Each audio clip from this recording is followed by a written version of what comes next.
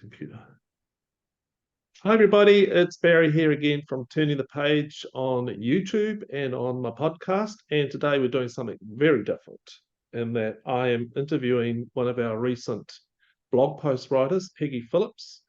And it's a real joy to have to be able to do this, to talk to Peggy, and she's going to read out her blog post and we'll have a little discussion. So hi Peggy, good to have you here. Hello, I'm pleased to be here. What an honor. Yeah. Hey, tell us a bit about yourself, where you live, who you are, what you do, a bit of your background. People are interested.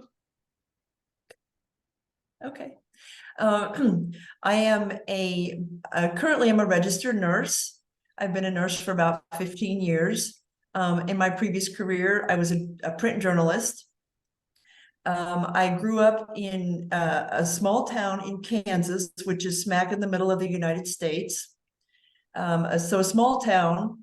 I'm the youngest of a large Catholic family. I have 3 children, an older son who's married, and he and his wife have 5 children. So I have 5 grandchildren. I also have twin sons who are 20 years old, and they're both in college. I left writing when I left journalism about 15 years ago, but I always knew that I would come back in some manner and write and do something. And so about 5 years ago, I decided to just start writing for the pure joy of it, to document the interesting things that happen in my life. And that evolved into what became my first novel. It's an epistolary novella, Letters to the Little Flower, The Gift of Spiritual Companionship with Saint Therese of Lisieux. I published it as an indie publisher, indie author, in November of 2022. So it's been out there for about a year.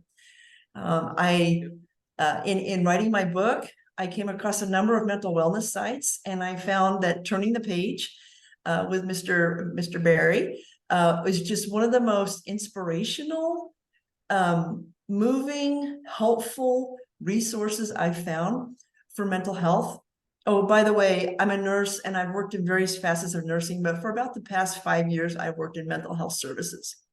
So okay. I read Mr. Barry's Turning the Page, not only for personal growth and fulfillment, but also because there are a lot of good resources that I can offer to my patients and coworkers too. So awesome. It's a wonderful post.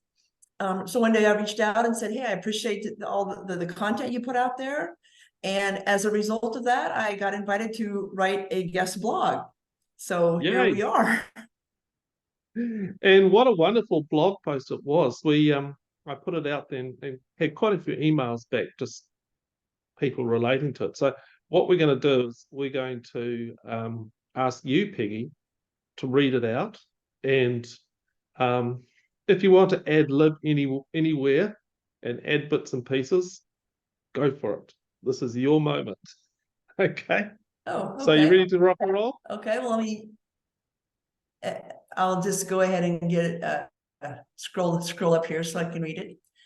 Okay. Yeah. So I'm just going to jump in here. This blog is called "Coping with Ambiguous Loss" by Estrangement. And estrangement is a topic that a lot of us, we don't even want to go there because it's painful. But here we go.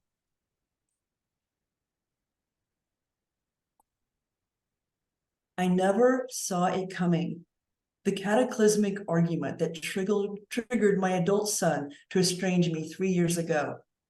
I might never see it end. The suffering of ambiguous loss of the relationship without closure. Coined by family therapist Pauline Boss, Ph.D., 40 years ago, ambiguous loss refers to unresolved physical or emotional loss, or the loss of a relationship with no closure. Unresolved closure might involve a physical loss, with a psychological presence when a loved one's absence is unknown, uncertain, or unresolved.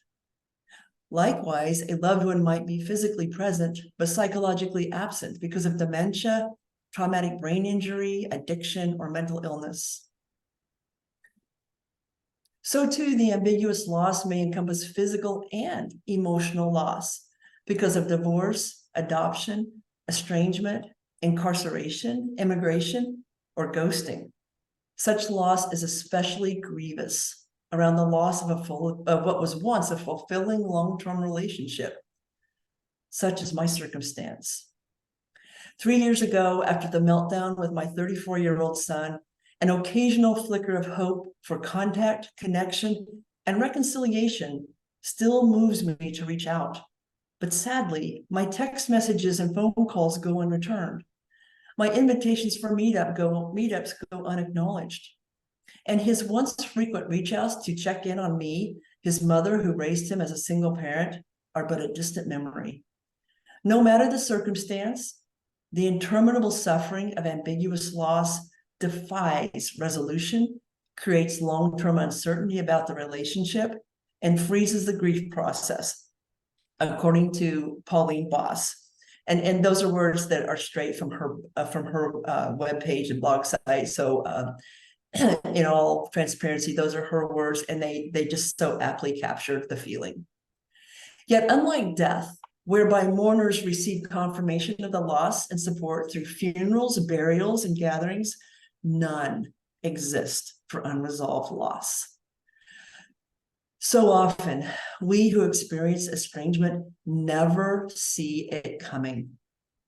Only after a prolonged silence, separation, and isolation do we realize the exquisitely painful loss of the cherished relationship we once knew. Hence, like an unsuspecting moth captured in a jar, we find ourselves trapped in the suffocating reality of ambiguous loss. We see our human swarm living interconnected lives, oblivious to the invisible suffering separating our reality from theirs. In numbness and shock, we expend untold energy attempting to escape the misery of separation. In yearning to restore the relationship, we resort to bargaining with our creator, ourselves, and the aggrieved party. In anger, we deny, deflect, defend, and dismiss our role in the conflict. Finally, in anguish, we deplete our mental, emotional, and spiritual reserves for coping and descend into hopelessness and despair.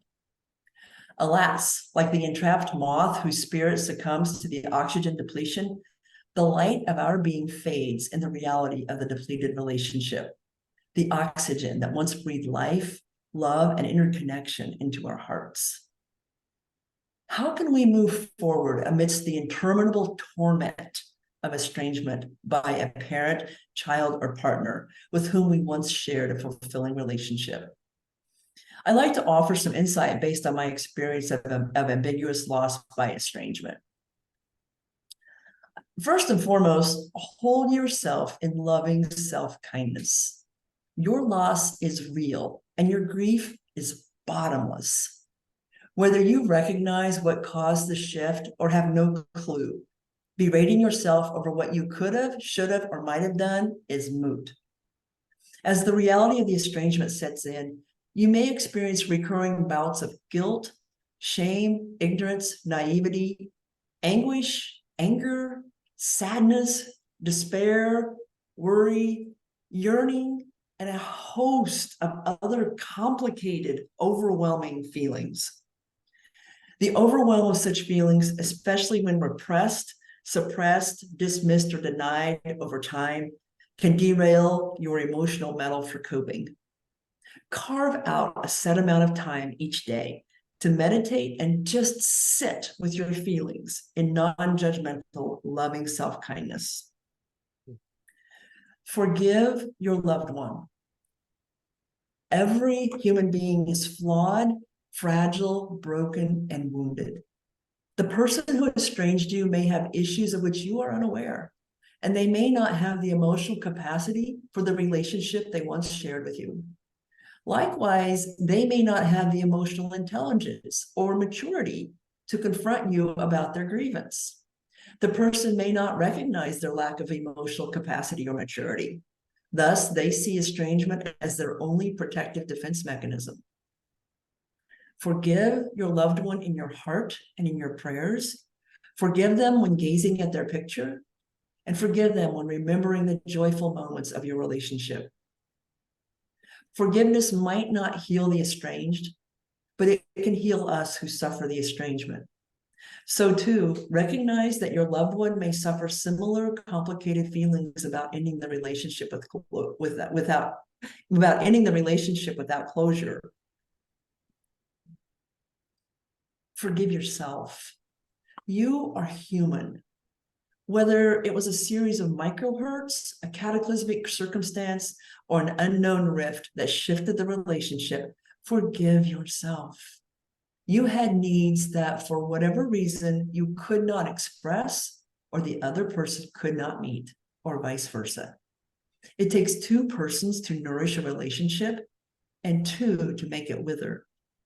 Indeed, you may never know what drove your loved one to choose estrangement over relationship. Forgiving yourself is the first step in arriving at some degree of acceptance and peace in processing concomitant grief of ambiguous loss. And finally, seek community. Seek community with others who live with ambiguous loss by estrangement. Like the moth trapped in the jar, we who suffer alienation sadly so often do so in isolation, amplifying the loss of our human interconnection. And finally, move toward the light. As the shock of estrangement wanes, gently and with great self-compassion, begin looking at the parts of yourself that reflect your authentic essence and those that no longer reflect who you are. Direct your focus to nurture the best parts about yourself and aim to surrender those that no longer serve you. And so, as you live in the reality of ambiguous grief, may you once again find the light of your being through healing, community, and the oxygen of new human interconnections.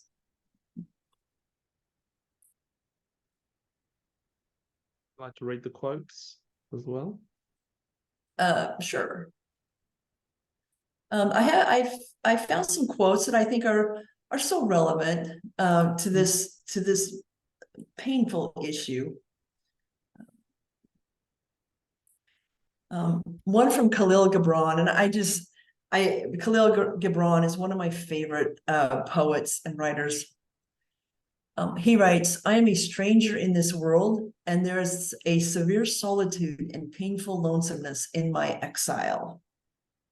That's from Khalil Gibran, The Treasured Writings of Khalil Gibran. Joseph Powell, author of The Secret of Staying in Love, "It is an absolute human certainty that no one can know his own beauty or perceive a sense of his worth until it has been reflected back to him in the mirror of another loving, caring human being." And I think of the quotes that I included here. This is the one that this quote by John Joseph Powell in Secret of Staying in Love, this resonates with me the most. Here are a few others. "To be soul broken is to be filled with anguish that is brought on by the loss of our love, our relationship, and ourselves. And often it is void of validation. If you know this pain, my deepest sympathies to you, not only for your loss, but for how you've been hurting." Quote by Stephanie Sarzin from her book, Soul Broken, a guidebook for your journey through ambiguous grief.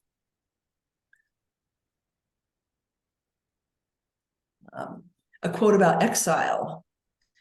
This really paints a painful picture of estrangement. "Exile is strangely compelling to think about, but terrible to experience. It is the unhealable rift forced between a human being and a native place, between the self and its true home. Its essential sadness can never be surmounted. And while it is true that literature and history contain heroic, romantic, glorious, even triumphant episodes in an exile's life, these are no more than efforts meant to overcome the crippling sorrow of estrangement." Penned by Edward W. Said in Reflections on Exile and Other Essays. From A.A. Patwaran, He says, I'm afraid your memories of me are unfair. What, in eight words, he pretty much sums up the experience of estrangement. How we feel that the only thing they remember about us are the bad things, and the lifetime of good memories that the fun of great memories seems to have been erased. That was from A.A. Patwaran in Manila, was a long time ago. And a final quote from Pauline Boss in The Myth of Closure, Ambiguous Loss in a Time of Pandemic and Change.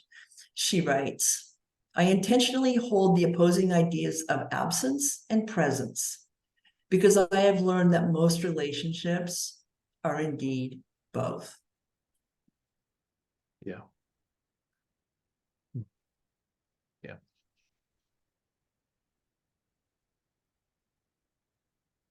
Do you want to read out the questions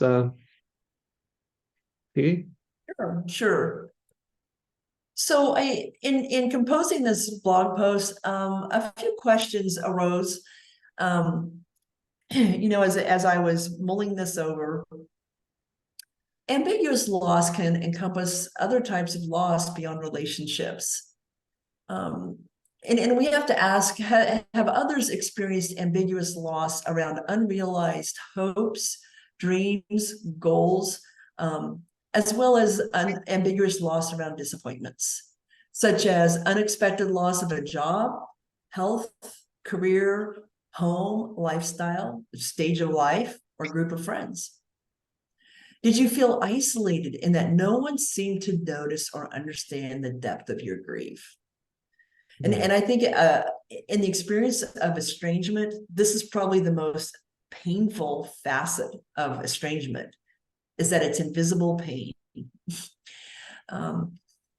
Other food for thought here. Have you ended a relationship without offering the other person an opportunity for closure?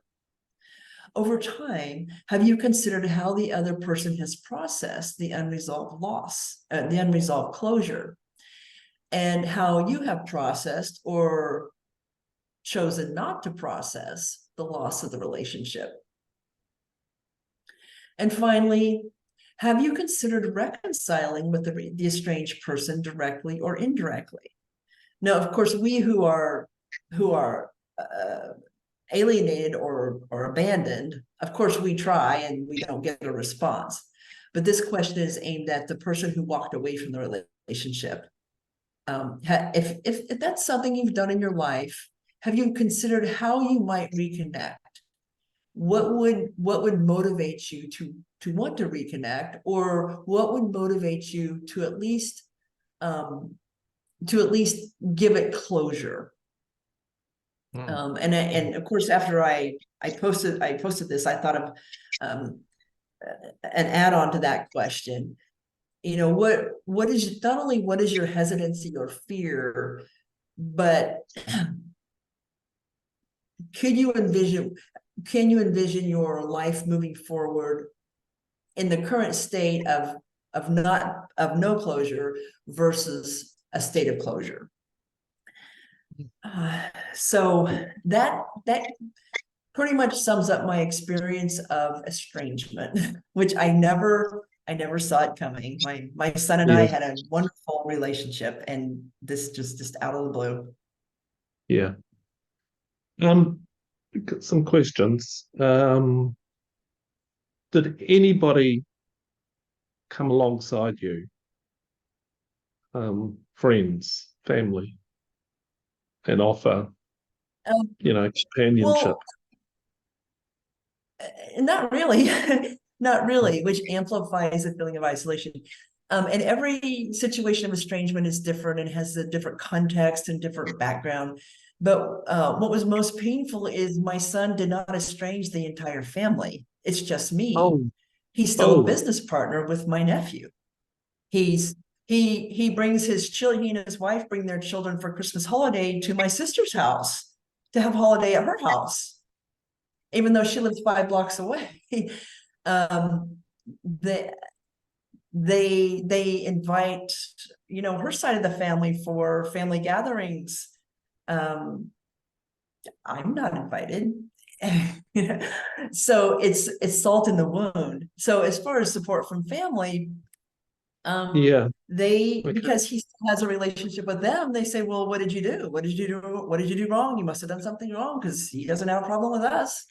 So it's the Yeah. victim shaming. I don't want to say I'm a victim because, No. and then friends, unless a person has experienced estrangement, they don't get it. Yeah. Yeah. And it's just, you can see their eyes glaze over if you start to talk about it, for the first time in 6 months. They'll nod and zone out and say, I'm sorry, I don't know what to tell you. So that it's, friends aren't necessarily a source of support. I have found some support in online communities. I listed a website, What's Your Grief, which is a website dedicated to people who experience grief beyond the grief that follows like the physical death. Yeah. And in fact, the website says, a website for the rest of us who grieve. Our culture, and by necessity, when someone physically dies, there's so much support, and there are rituals and a funeral and Yeah. burials and memorials, and there's how can you grieve something that never happened? Like the person hasn't died, it's your relationship, go back and fix it. I mean, so unless someone has experienced it, there's not a lot of support that can be found. That hasn't been my experience. Yeah. Yeah. Do you find, like with most grief situations, it sort of comes and goes, is dark and then reduces for a while, or just hits you out of a sudden, out of the blue? Do you find that with this type of grief? And the trajectory of grief by unresolved closure, I mean, it follows the same trajectory. In nursing, there's nursing theories of grief. There's the denial, the anger, the bargaining, and then Okay. finally the acceptance.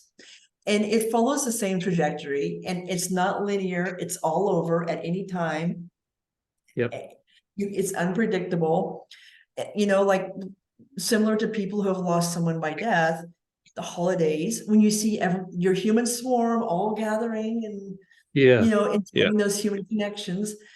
Church is a hard one. You go to church and everyone's there with their family and the happy couples and the grandparents with their grandchildren, Yeah. and Sunday mornings for weeks on end can be my greatest spiritual battle. Is it like, why am I doing this to myself? um, Yeah. so, but I have been able to find some solace in probably some unconventional ways, besides online communities, and one is through the gospel narrative, which actually can speak to people who aren't Christian or Catholic, but there are two particular gospel narratives that I think apply in the experience of estrangement. Yeah. One is when Jesus was found in the temple at age 12. Everybody had to go to Jerusalem to participate in Caesar's census.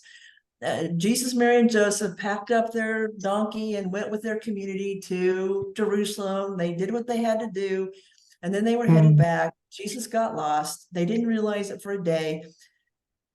When we think, how could you not know you forgot your kid? But back then, they probably traveled in large groups of people, and Yeah, he it's a was pilgrimage. Yes. they probably thought he was back there with the neighbors, with the neighbor kids. So anyway, but for 3 days, they raced back to Jerusalem. They scoured the city, and they were at wit's end. And if anyone has lost their young child in the supermarket over by the bananas, 3 aisles away, the sheer terror. Okay. And this is us in our era of video cameras and cell phones and security guards and Amber Alerts, and this is all we can tolerate. But can you imagine the scenarios that went through their mind? And this would be akin to estrangement by kidnapping or by just sudden disappearance. So I seek solace in that narrative, in that, yes, they were panicked parents and they worried and they hoped he was okay and that they would find him.